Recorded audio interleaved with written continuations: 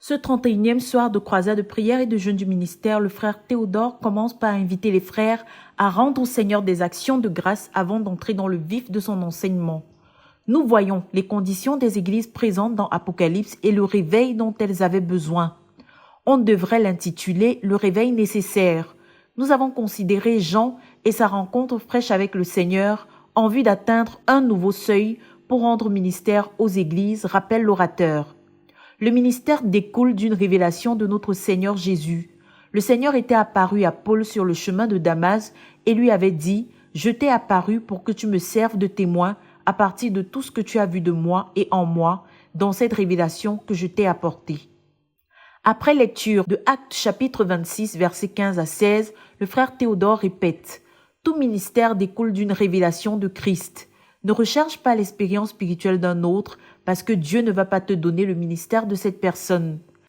Don't look for the spiritual experiences of another because God will not give you the ministry of that person. Ne recherche pas l'expérience spirituelle de quelqu'un d'autre parce que Dieu ne va pas te donner le ministère de cette personne-là. Les révélations sont en vue du service, pas à des fins de décoration de ton CV spirituel. Le Seigneur apparut à Paul afin que Paul puisse le servir. Et il n'a pas apparu à Timothée qui devait servir Dieu avec Paul parce que la révélation accordée à Paul constituait la part de révélation de Timothée. Dieu ne gaspille pas ses dépôts. Si Dieu s'est révélé à un tel avec qui tu dois travailler et que tu recherches ta propre révélation, alors tu n'as pas part à ce ministère, souligne-t-il. Cependant, chacun reçoit une révélation distincte de Christ. Mais cette révélation distincte de Christ était Christ formé en l'apôtre Paul, traduit dans le ministère de l'apôtre Paul, selon 1 Corinthiens 4, versets 16 à 17. Quand il dit dans ce passage « pour cela », à quoi cela renvoie-t-il? Il est dit « Je vous conseille d'être mes imitateurs. Pour cela, je vous envoie Timothée qui va vous enseigner mes voies en Christ que j'enseigne moi-même dans toutes les églises. » Quelle était la maquette du ministère de Timothée? Il devait aller enseigner les églises pour qu'elles apprennent comment Christ a été formé en Paul. Si tu ne connais pas la maquette de ton propre ministère, tu es le plus pitoyable de tous les hommes parce que tu vas errer comme une étoile filante. Timothée n'avait pas eu la même expérience que Paul, ni le même background. Pourquoi Dieu aurait-il alors besoin de renverser Timothée comme il l'avait fait pour Paul sur le chemin de Damas? Il n'était pas Paul et il n'avait pas besoin de la rencontre que Paul avait eue. Il était Timothée et il a eu la rencontre qu'il devait avoir avec Dieu en tant que tel. Quand nous lisions au sujet du réveil à Nagaland, un frère de Konsamba a prié pour dire qu'il y a de l'espoir quand les bœufs peuvent prêcher. Quelle piètre manière d'apprendre d'un témoignage, s'exclame l'orateur. Les gens de son village n'ont pas été des païens depuis des centaines d'années comme ceux de Nagaland. La preuve, c'est que lui, ressortissant de ce village, est un croyant. Il ne faut pas juste vouloir une expérience pour qu'on écrive ton témoignage tout comme on a écrit celui des autres. Tout ministère découle d'une révélation, insiste-t-il. Le porteur d'armes de Saül avait eu une révélation du roi Saül comme étant loin de l'Éternel et de son appel à protéger ses oins. Et quand Saül mourut, il se donna la mort. Il n'avait plus de raison d'être vivant. Il avait servi à partir d'une révélation. Plusieurs n'ont pas de ministère distinct parce qu'ils n'ont pas une révélation distincte et ils n'ont pas de révélation distincte parce qu'ils n'ont pas de relation distincte avec Dieu. Many people don't have a distinct ministry because they don't have any distinct revelation. Plusieurs n'ont pas de ministère distinct parce qu'ils n'ont pas une révélation distincte. And they don't have a distinct revelation because they don't have a distinct relationship with God. Et n'ont pas une révélation distincte parce qu'ils n'ont pas une relation distincte avec Dieu. Jean reçut une révélation fraîche de notre Seigneur Jésus. Il vit le Seigneur comme le surintendant des églises. Il vit le Seigneur au milieu des chandeliers d'or et il le vit en tant que porteur des étoiles. Et à partir de cette révélation, le Seigneur l'a envoyé pour servir dans l'œuvre d'un autre, dans l'œuvre de l'apôtre Paul. Ce n'était pas l'apôtre Jean qui avait implanté des églises dans l'Asie mineure, c'était l'apôtre Paul. Et à cause de la mort précoce de Timothée, le Seigneur l'a envoyé là où les croyants étaient le plus nombreux en Asie mineure. Mais pour le qualifier en vue de ce ministère, le Seigneur a dû lui apparaître à nouveau en vue du nouveau ministère qu'il devait rendre. Tout ministère découle d'une révélation. Quand Dieu commença avec Jérémie, le Seigneur lui avait demandé « Que vois-tu » Le Seigneur avait demandé à Amos « Que vois-tu » Toi qui veux servir le Seigneur, qu'as-tu vu? Que vois-tu? Jean était un apôtre, mais il ne pouvait juste pas aller commencer à corriger des choses dans l'œuvre de l'apôtre Paul. Il était certes un apôtre, mais il n'avait pas la liberté de juger cette œuvre en fonction de sa connaissance. Le Seigneur a dû lui apparaître à nouveau.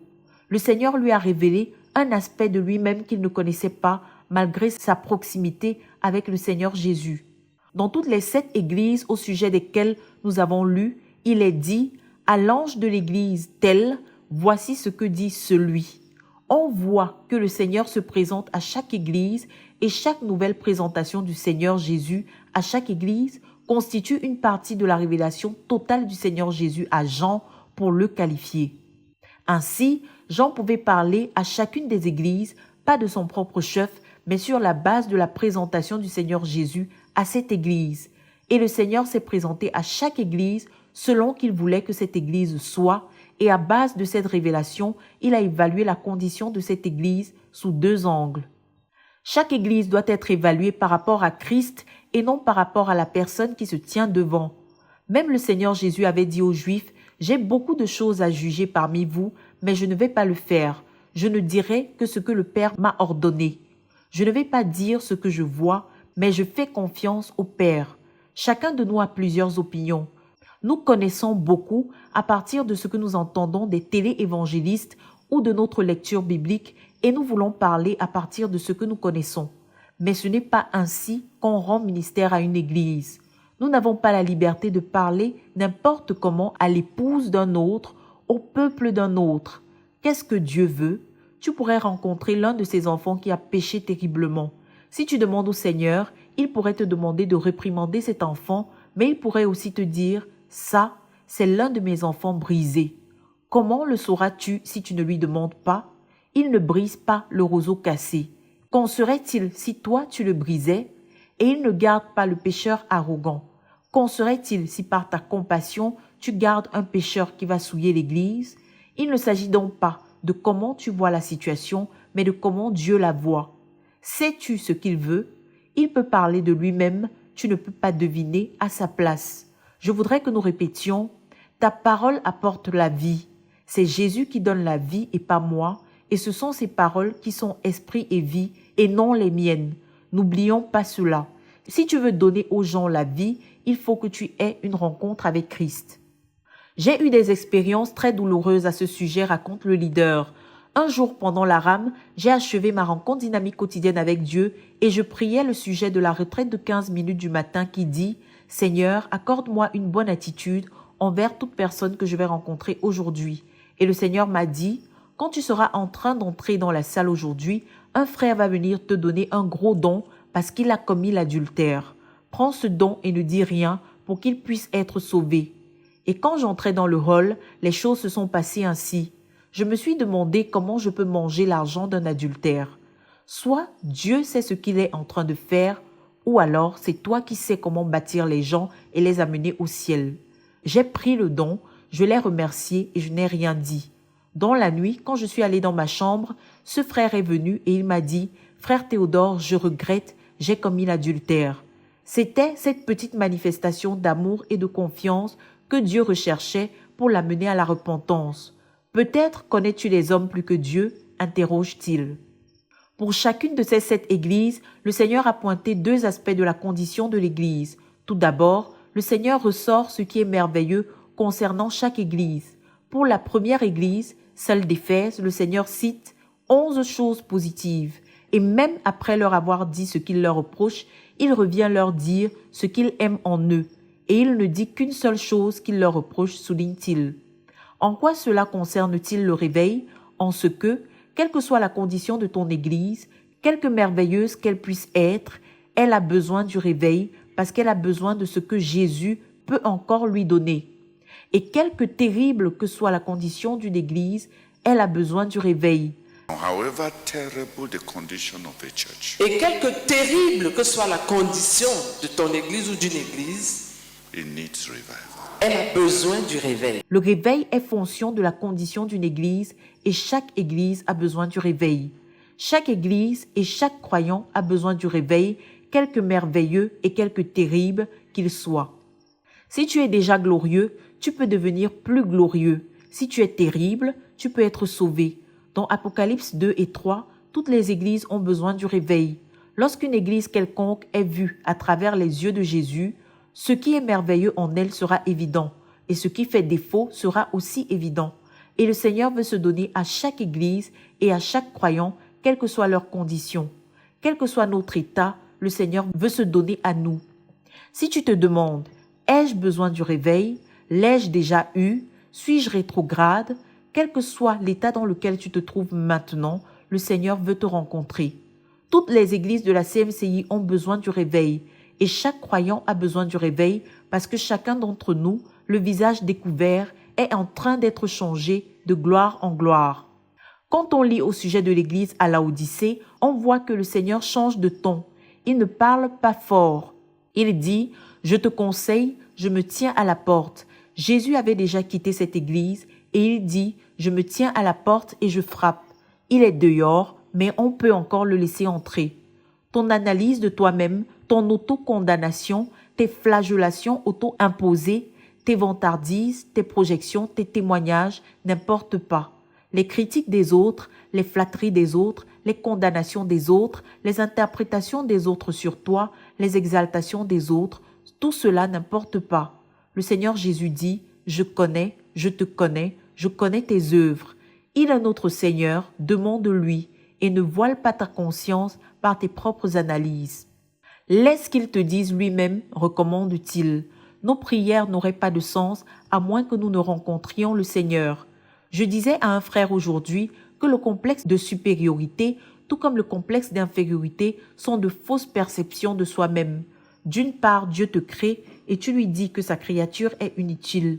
Une personne qui ne se donne pas de la valeur à elle-même ne peut donner de la valeur à personne d'autre. De même, si tu as l'impression que tu es tout et que tu n'as pas besoin de qui que ce soit, tu es un menteur parce que tout ce que tu es, c'est quelqu'un qui te l'a donné. Arrête tes analyses et cesse d'écouter les gens autour de toi. Rencontre le Seigneur, il dit « Je connais » et il dit « J'ai ceci contre toi ». Peux-tu le laisser parler de lui-même? Si tu voulais compter ce qui manque dans ta vie, par où commencerais-tu? Le Seigneur peut parler de lui-même. Nous lui appartenons et il dit « Je connais, je vois, j'ai été à voir ce que tu fais depuis ». Et il dit aussi « J'ai ceci contre toi ». Ceci provient d'une rencontre avec le Seigneur. La connaissance de soi qui vient de soi-même est faussée, de même que seul qu'on tire de l'interprétation de ceux qui sont autour de nous. Dans toutes ces églises, le Seigneur dit ce qui est positif en leur faveur. Ensuite, il dit « J'ai ceci contre toi ». Le réveil consiste à obéir à Dieu au sujet de cette unique chose qu'il a contre toi. Il est un Père céleste, il ne va pas changer tout de nous en une seule nuit. Il prend plaisir en nous malgré nos nombreuses défaillances. Mais cette seule chose qu'il a contre toi, gère-la et tu auras recommencé avec lui. Nous avons dit que la connaissance que le Seigneur a de nous a toujours deux parties. Pourquoi devrait-il t'envoyer le réveil s'il n'a rien en toi qu'il désire? Il y a une connaissance de nous-mêmes qui provient de la rencontre avec le Seigneur. Ni notre niveau intellectuel, ni notre éducation, ni l'opinion publique, ni la lecture de la Bible, ni la prière ne peuvent te donner cette connaissance. On l'acquiert dans la rencontre avec Dieu, car il est dit « C'est dans ta lumière que nous voyons la lumière ». Pour finir, quand on considère la réponse que le Seigneur demande une réponse individuelle et non collective. Il dit que celui qui a des oreilles pour entendre, entende. Il parle à l'Église, cependant il demande une réponse individuelle. Il parle à l'Église tout entière et ce qu'il dit à chaque Église locale s'adresse à toutes les Églises. La révélation d'une Église est le message de l'Esprit à toutes les Églises. Ce qu'il a fait pour telle Église, il veut le faire pour toutes les Églises, mais pour chaque Église, pour chaque individu, il y a cette chose particulière qu'il veut faire. Dans les récompenses que le Seigneur promet, qui sont la résultante de l'obéissance, il n'y a pas de similarité, explique-t-il. Deux réveils en réponse à l'obéissance à Dieu n'ont pas la même réponse de Dieu. Aux uns, il donne la manne, aux autres, une place sur le trône, à d'autres encore, un nom nouveau. Il n'y a pas de similitude dans les promesses et les récompenses que le Seigneur donne à ceux qui lui obéissent. Ce que Dieu va faire pour toi, à travers toi et en toi, quand tu vas lui obéir, personne ne peut le savoir d'avance, dévoile-t-il. Le résultat de chaque réponse de Dieu reflète les différentes formes de relations que Dieu a avec chacun de nous. Il est beau d'admirer les résultats du réveil que les autres ont expérimenté, mais la seule chose qui est commune est que Dieu est descendu. Cependant, tu ne sais pas ce que Dieu te réserve. Les manifestations ne sont pas semblables. Si nous le comprenons, nous n'allons pas rechercher les manifestations du réveil que les autres ont expérimentées. L'obéissance est commune à tous ceux à qui Dieu veut donner un réveil. Dans chacune de ces églises, il dit une chose à laquelle chacune doit obéir à Dieu. Le réveil va tomber sur la CMCI partout selon les conditions locales de chaque église. Et on a déjà eu les premiers signes de la visitation de Dieu au Sénégal, à Maroua, en Côte d'Ivoire. Et on n'a pas encore tout vu, fait-il remarquer. Je te conseille de relire les promesses de Dieu dans Apocalypse 1 et 2. Même à une église aussi méchante que Laodicée, Dieu a promis que s'ils obéissent, il partagera son trône avec eux. Et à l'église de Philadelphie, à qui il a fait le plus d'éloges, il a simplement dit qu'il va les protéger pour qu'ils ne rétrogradent pas. Dans ces récompenses, on voit la variété dans la réponse de Dieu à tous ceux qui obéissent. On ne peut pas décider de ce qu'il va faire pour chacun, il s'en réserve le droit. Donc, le fait de convoiter ce qu'il a fait pour ton frère ne va pas te donner ce qu'il lui a donné. Conclut-il. De Koumé pour la RTVC, Cynthia Siaka.